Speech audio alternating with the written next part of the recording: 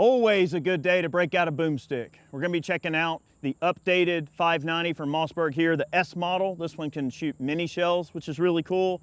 Let's check it out. All right, these are mini shells from Aguila. Let's check them out.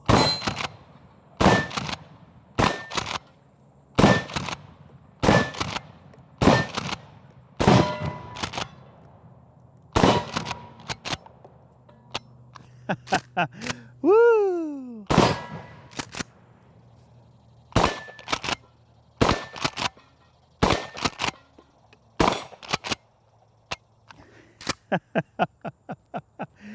Oh boy. All right. Well, we opened up with some minis. So you notice our capacity was a little Looney Tunes there. That was 14 rounds of mini shells, 13 in the tube and 1 in the chamber. So that was allowing us to get a little bit more payload downrange, a little bit more round count, which is kind of nice. And you could see those mini shells were hitting exactly where I wanted them to hit and tracking to the sights beautifully. This one just has the gold bead on the front, but you can see on the 590S, one thing that they did different, which is nice, is they added this optics mount plate. It's designed to run with all types of your micro concealed carry sights, shield arms. I think Trichicon has one out now. There's a Crimson Trace that's out there now. I know there's a Vortex. I mean, you name it. There's a lot of companies that are doing these little micro carry pistol sights. They're made to mount directly to the top of the receiver. So that's one nice thing that you've got in the new 590. You can still mount a traditional rail on top if that's what you want to do. The patterns for the holes are the same. So you'll just have the plate underneath, which is no big deal, but they are drilled and tapped and cut for your micro sights, which is nice. Now I'm running this one with irons, but I just did a video on the 940 where we were shooting the 940 with the Holosun micro red dot on there, and it's really nice. But it's pretty much the 590 that you know and love, but it can take mini shells. You've got the optics availability, which is nice. The furniture, the layout of the gun, the bayonet lug, the rest of it is relatively the same, although I will make note here that on this particular 590, they are threaded for chokes as well. So I've seen most of your tactical and home defense model shotguns from Mossberg are usually just cylinder bore. With this, they do give you the ability to drop in all of your different chokes if you want to experiment with different chokes in your shotgun. Now, that was buckshot ammo. And just to give you an idea on this stuff, this is a 5/8 ounce load, right? It's 7 number 4 bucks and 4 number 1 buck. That's what it looks like, kind of like a candy cane mixture of some sort, okay?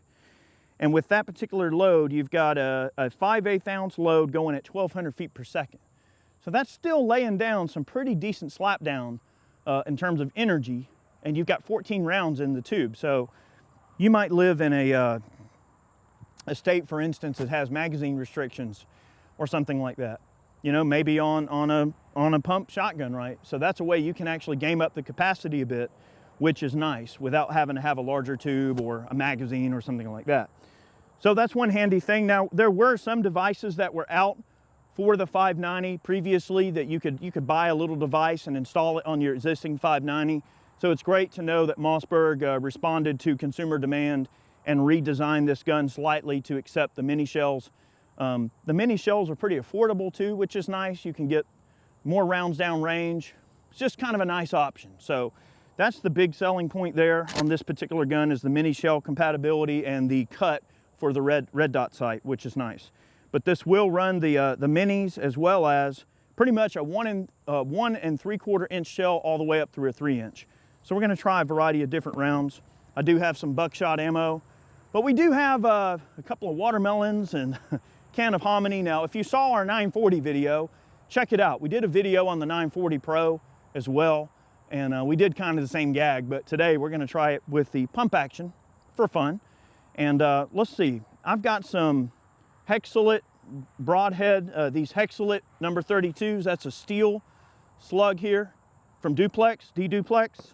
We're going to try one of those, and I want to say, I think they're, let's see, that's their heavy field load, a 1 1/8 ounce expanding steel slug, all right, from D-Duplex. That's what they look like when they blow out. They got like a, you know, a nylon plug in there. It makes them open up. So we're gonna try one of these broadheads and that watermelon there. Now I can't promise you I'm gonna hit the Firebird that's on it because it does have one of those exploders on it. I'm gonna aim at it and try to hit it, but no guarantees. But I will guarantee that this watermelon is about to come apart. Which one, Chad, left or right do you want? Left? Okay. All right, stepping up to a 2 3/4 slug here from D-Duplex. Nice option. Okay, here we go.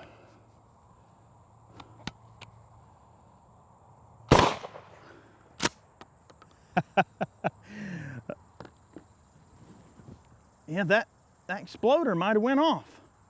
Because it looked like there was a little puff of smoke up under that thing, but maybe not. The slow-mo will tell. All right, that was our D-Duplex. And you know, for being a 1 1/8 ounce load, it actually didn't kick that hard. The recoil was pretty soft, which, you know, pump actions and single shot shotguns, anything with a manually operated type of mechanism, you know, you're gonna get a little bit more punishment from the recoil, but I generally find that these guns hold up just fine, and they're no issues for me in the recoil department. Now, speaking of recoil, we're gonna step up the recoil. Okay, this is one of my favorite loads in the whole world. And I'm gonna take out the other watermelon with this load. This is the Federal Premium. This is 3-inch buckshot, but it's a Magnum load, high brass, 41 pellet buckshot, or number 4 buckshot load. 1,100 feet per second. Nice heavy payload out of a 3-inch shell that's only moving 1,100 feet per second. Yeah, number 4 buck, baby. All right, here we go. 3-inch shell. This is the max shell that this gun is rated for. Let's give it a try. And even though it's not moving very fast, it's a pretty heavy payload, so, you know, it's gonna kick a bit. All right, I'm gonna take out this other watermelon. You ready, Chad? Good? Okay, and now this time I'm gonna hit that Firebird. All right, here we go. Of course I missed the Firebird, but we hit the heck out of that watermelon. That's some carrying energy. And that's surprising too, because that number 4 buckshot, that's 41 pellets of buckshot. And you mean to tell me that not a single one of those pellets hit that Firebird? Or maybe we got a defective Firebird. We'll call it that. How about that? All right, so we got a can of hominy here. Now, when we shoot this hominy, it looks so unique when it comes apart from a shotgun slug. So we're gonna try a different shotgun slug.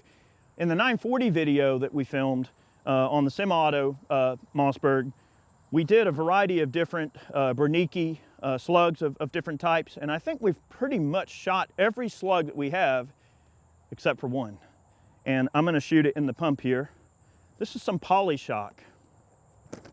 Now, this ammo is actually, it's kind of collectible, but we're gonna shoot it anyway, because why not? So this Polyshock, it's essentially a factory waxer. So you know how Barry and I used to make the wax slugs? Well, Polyshock figured out a long time ago, well, they could have, you know, birdshot pellets poured in with wax to make this kind of odd wax projectile. And that's what it is. It's called their Impact Reactive Smart Projectile. Kind of cool. There's some literature and everything about it, but I'm just gonna let the results speak for themselves. But let's just say it kicks like a birdshot load, but it hits like a buckshot load. So let's see what it does to this can of hominy and see how much energy we can dump into that can. All right, Polyshock. This stuff was made probably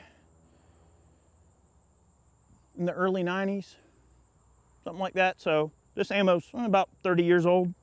Let's give it a try. Polyshock. Urban Tactical. Look, it says Urban Tactical on the box. Okay, hit the hominy. Yeah! All right, look, we're gonna take a second here. I wanna go grab this can and show it to you that we just shot with that Polyshock. Let's do it. All right, so I wanna show you something here that's really crazy. So this Polyshock, which is basically a factory waxer, went into the hominy can, and opened it up pretty good, but you notice it didn't pass all the way through. So it dumped all of its energy and just stayed inside. All right, that's cool. But look at the hominy can. This is from a previous video today that we did. This was from a Mossberg 940 with a 1 3/8 ounce Bernicki Black Magic slug. And look how it just ripped through there. And of course, shot all the way through the can.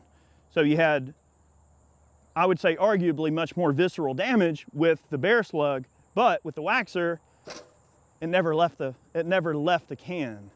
So you take that for what you will, but like, there's nothing left over. Does that make sense? Just saying, kind of cool. All right, so I reset these targets. I didn't bother repainting them because we're not gonna put any more explosives on these or anything like that. I'm gonna try out a couple of different buckshot loads. Let's see, we've shot quite a few slugs. I do have some of this military buck here. We'll probably go ahead and finish some of this up real quick. This is produced by Winchester. This is 9 pellet double-aught military buckshot. Exact same thing they issue to the troops, which some would say probably ain't that great, but it's functional. And I love how they black the brass out. That's more tactical. No light transmission. You don't want somebody seeing your shiny brass and giving your position away. So they black those cases out so that they don't reflect light. Y'all probably didn't know what that was for. Now you do. All right. Top it off. Nothing wrong with a good old 590. This is a real proven shotgun design that's held up really nice. Okay, I'm gonna go through and take out these targets.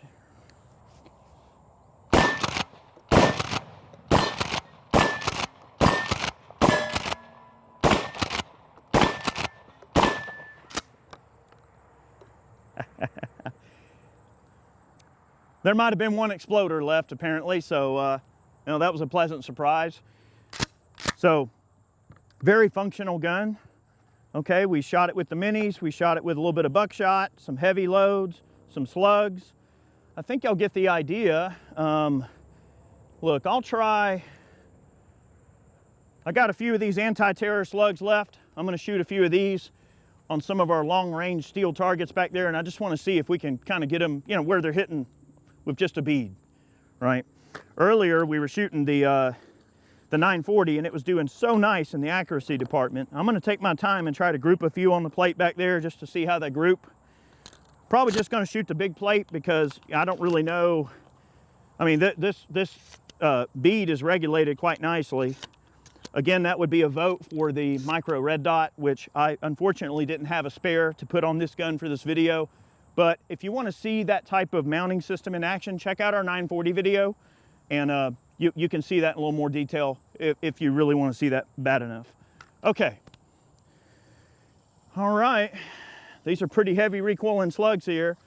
These anti-terrors are, let's see, they are 1 ounce, so not super heavy, but they are moving 1680 feet per second, generating 2,639 foot-pounds of energy. So this is definitely no slouch. Okay.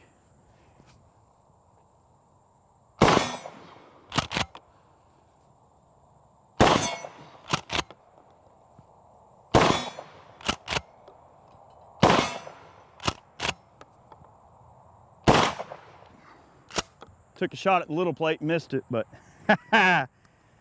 good stuff. I appreciate y'all tuning in to today's video. I hope you enjoyed it.